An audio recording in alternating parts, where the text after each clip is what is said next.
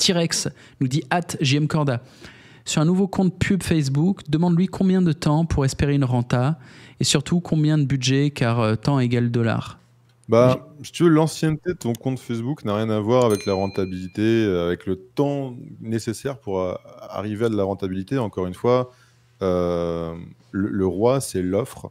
Si tu as une excellente offre et que tu as un compte Facebook que tu as créé il y a une semaine qui a dépensé 10 $ et que tu vas renvoyer vers ton offre irrésistible sous couvert que tout soit bien compliant à tous les niveaux, etc., et que tu aies bien paramétré ton BM et que tout soit nickel, que tu sois prêt à pouvoir dépenser du budget, bah, tu peux être rentable dès les premiers jours.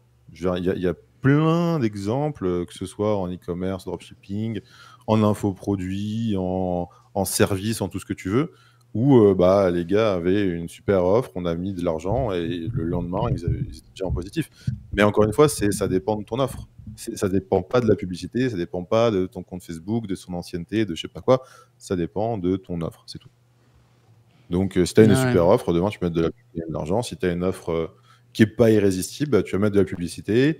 Alors, tu vas pas juger sur 24 heures, tu vas pas juger non plus sur 5 €, mais disons qu'après que tu aies laissé tourner ça pendant au moins une semaine et dépenser plus ou moins 200 balles, bah, tu commences à avoir une idée un peu utilisable, tu vois, pour savoir est-ce que ça fonctionne ou pas, quoi. Et ça fonctionne pas, bah, c'est là qu'il faut que tu te dises, bon, bah, pourquoi ça fonctionne pas? Qu'est-ce qui plaît, qu'est-ce qui plaît pas? Tu peux prendre des gens au téléphone pour leur dire pourquoi vous n'avez pas acheté. Tu peux présenter ta page à des gens qui sont je dirais dans ton avatar pour savoir qu'est-ce qu'ils en pensent.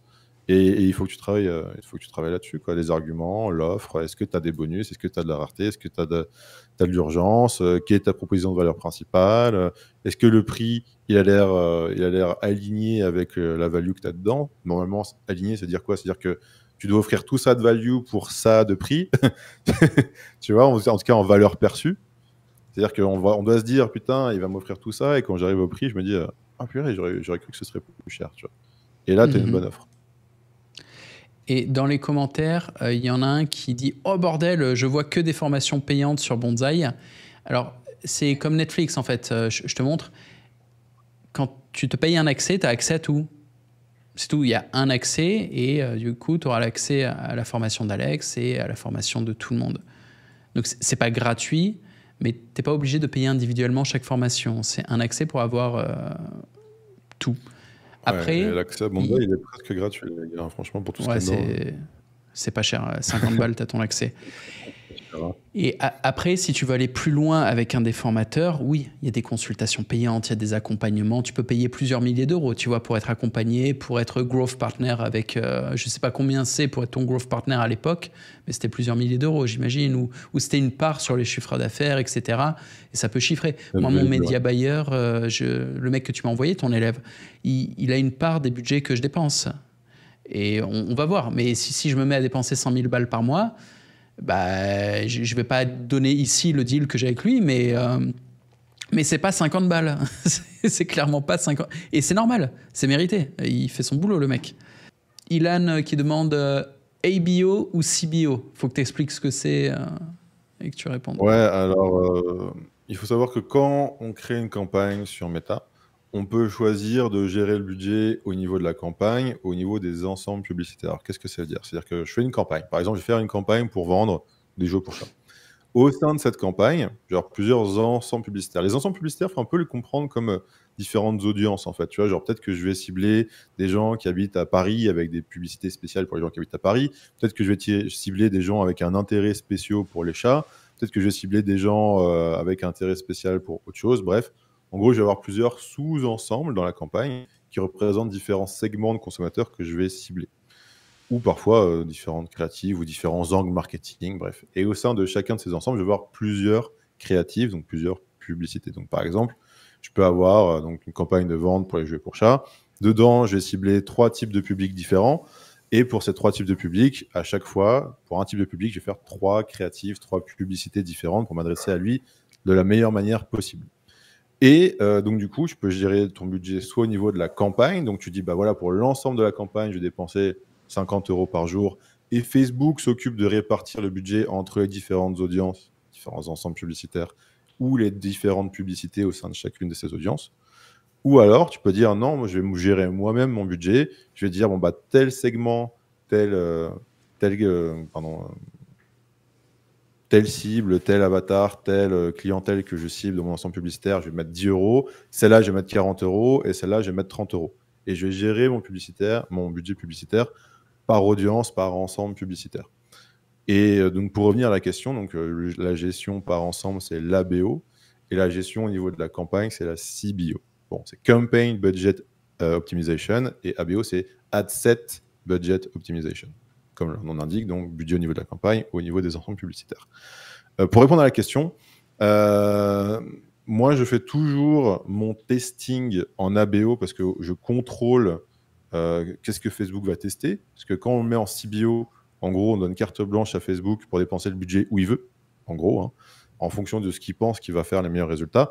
Et le problème de ça, c'est que si tu as une publicité ou un ensemble publicitaire, une audience, bref, qui commence à avoir des petits résultats au début, bah, peut-être que Facebook il va faire un all-in sur ton budget là-dessus et rien dépenser sur tout le reste. Et donc, du coup, il va juste tester ce truc-là. Et peut-être que pendant 3 jours, il va juste dépenser là-dessus, alors que ça marche pas. Donc, ça marche très bien, mais peut-être ça se trouve, ça marche, mais il y en a un autre qui n'a pas encore testé qui marcherait mieux. Bref, et donc du coup, c'est pour ça qu'au début, moi, je préfère tester avec l'ABO parce que c'est moi qui dis à Facebook, non, tu vas dépenser ton budget ici, tu vas dépenser là, là, là. Et je sais qu'au moins, il va faire le taf de tout tester et que je ne vais pas passer à côté d'un truc. Et ensuite, quand je vais scaler, là, je peux mettre en place des campagnes de CBO. Le débat ABO versus CBO, c'est un peu... comment je pourrais dire? C'est un peu de la branlette intellectuelle, en fait. Toujours pareil, c'est si tu as une bonne offre, des bons angles créatifs, des bonnes créatives, Ouais. que ce soit en ABO, que ce soit en CBO, le truc va vendre. Il y a beaucoup de débats et il n'y a pas vraiment de réponse précise sur est-ce que c'est mieux l'un ou l'autre, parce que il y a des débats à n'en plus finir. On pourrait en parler pendant 3 heures de ce truc ABO versus CBO, machin. Grosso modo, moi, ce que j'en retiens, c'est que l'ABO, tu as plus de contrôle sur ce que tu fais. Donc, du coup, je préfère l'utiliser pour tester. La CBO peut t'offrir des résultats de façon plus prévisible et plus stable, surtout sur des plus gros budgets. Donc, moi, je préfère l'utiliser pour scaler. Et l'un dans l'autre, il n'y en a pas un qui est mieux que l'autre. Parfois, nous, on a des créatifs qui surperforment en ABO et qui en CBO performent moins, mais qui sont plus stables sur des plus gros budgets. Parfois, non. C'est toujours pareil, c'est du testing. Et de toute façon, si tu as une bonne offre, un bon message marketing, un bon angle, des bonnes publicités qui font cliquer, bah, l'un ou l'autre fonctionnera, quoi. A priori... Salut et bienvenue sur Skillflix, le Netflix de la réussite. Toutes les compétences pour réussir ton business en ligne. Montage vidéo, design, copywriting, tous les réseaux sociaux, YouTube, Instagram, TikTok, Twitter, il y a même LinkedIn. Les plus grands experts français. Lohan LV, il est aujourd'hui le leader de la plus grosse communauté de youtubeurs en France. Il va t'expliquer comment te lancer et percer rapidement sur YouTube. Alex Callan, les plus grands entrepreneurs online tels que Yomi Denzel ont fait appel à lui. Au total, il a généré plus de 37 millions d'euros de ventes pour ses clients.